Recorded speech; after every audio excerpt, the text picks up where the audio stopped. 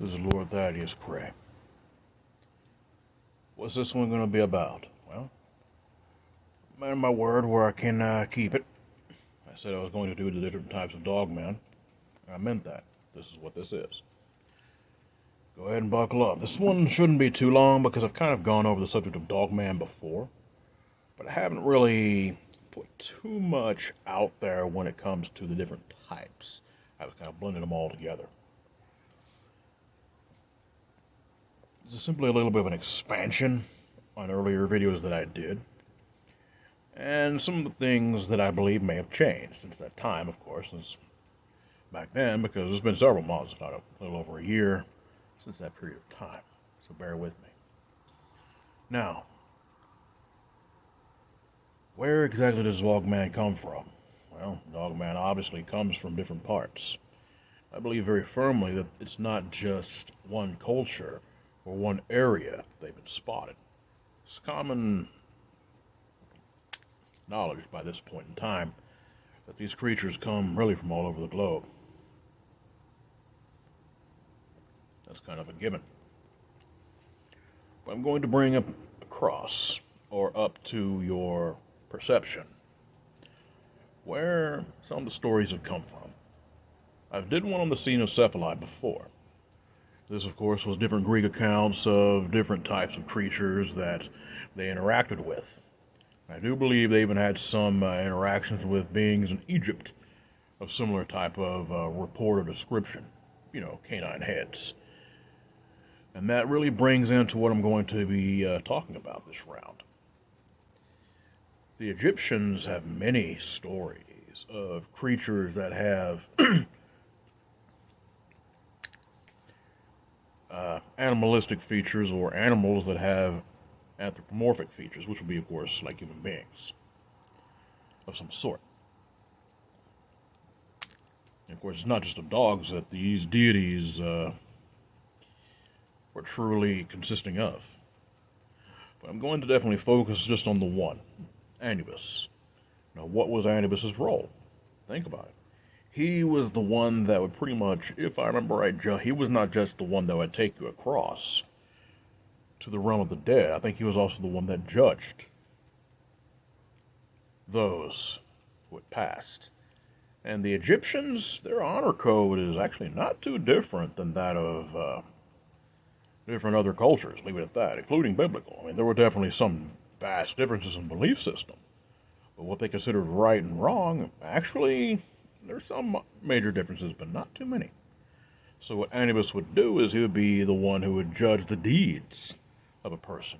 And of course, if I remember right, the ancient Egyptians believed everything like the soul resolved in the heart, which makes sense to its own right. Even the Bible speaks of what a man's heart, so is he. So you really got to think on these things. There's something going on with that too. So anyway, what Anubis would do is he would weigh the scales. If you were found lacking, I think you were fed to Sobek, I could be wrong on that, the crocodile, that of course would pretty much devour you and that'd be it. But either way, Anubis is definitely a dog-headed being. Make no mistake on that. Very, very much a creature with the head of a dog. Obviously, well, dog man, something to think about. And of course, you have something else which might surprise you. I've noticed there's a lot of dogmen that seem to have the appearance of a hyena.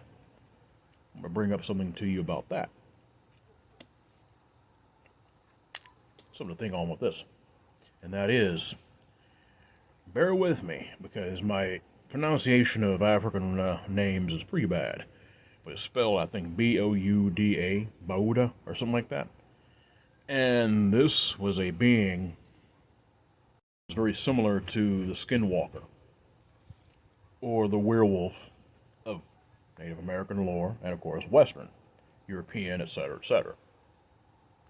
However, these creatures were supposedly, instead of changing into a wolf, the man or woman was like a priest or a witch, shaman, whatever, that would change into a hyena. Now I'm wondering, maybe that's what many of these hyena-type dogmen are. Maybe there's something that was trapped in that form. Who knows? I mean, it's just a thought. I mean, I firmly believe that, again, the original Dogman is a creature that most likely is of the wild.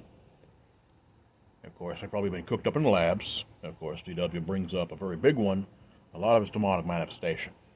Because of people putting that content in their heads, it comes out in physical form. I think that is one of the affairs in which, when it comes to these types of sightings of the Dogman, the different types are brought up, of course, the Anubis type. Oh yeah, look up the term Anubite. That's another one. Supposedly there were servants of Anubis who had very similar descriptions as Anubis himself. So again, I bring up that type, the hyena type, and of course you have the Wolfman type, which seems to be actually fairly common. It seems that Hollywood has definitely been playing into that throughout the years. I mean, those who know me know what got me in the paranormal was werewolf movies to start with. I've been obsessed with them since I was a child. But the fact is, I also now have enough understanding to think there's some soft disclosure going on with this. I ain't saying focus all your stuff on, if you see a good movie, that's stupid. Just enjoy it and don't be wasting any more time of your life. But always keep aware that there's definitely something going on with that. Why has Hollywood been showing this type of stuff, especially the last 50 years? Something to really ponder on.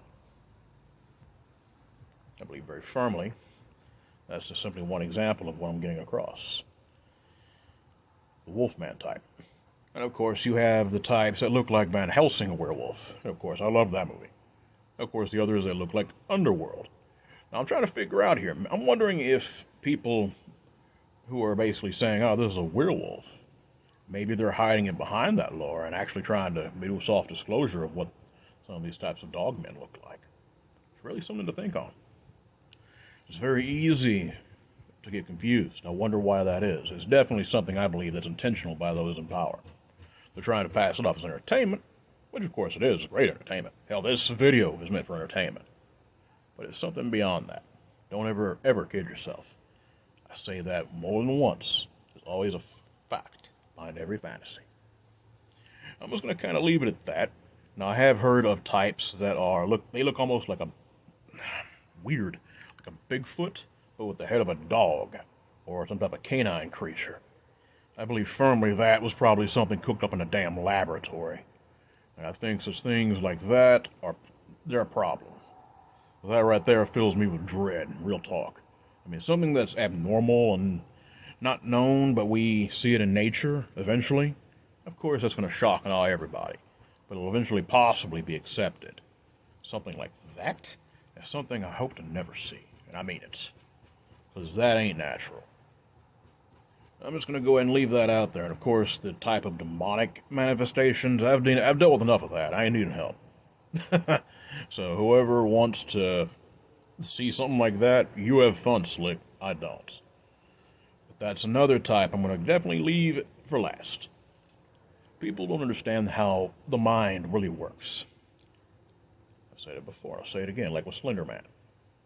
It's a cliche example, but there you go. Think about it. Millions of people were interested in that creepypasta when it come out. I freaking hate that term. God, I hate that term. But anyway, that story when it come out, of course, there's been legitimate sightings since. Think about it. The mind can literally render things to existence. People don't understand that. I do, but barely. This is something to think about. I think very firmly that a lot of these so-called dogman sightings that are really too weird to be understood, I think that's definitely many of us who have pretty much put in the watched and binged on this content. I think that's kind of what a collective, could even be what the community's mind is putting out. Something to think on. I'm not saying it's good or bad. I don't think it's good too much, but this is something to think on. You guys be blessed and you be safe on that one. I'm just going to leave it at that. You guys know what I do. I'm the producer for Dogman Cams, Chasing the Truth, and the Vault of Nightmares.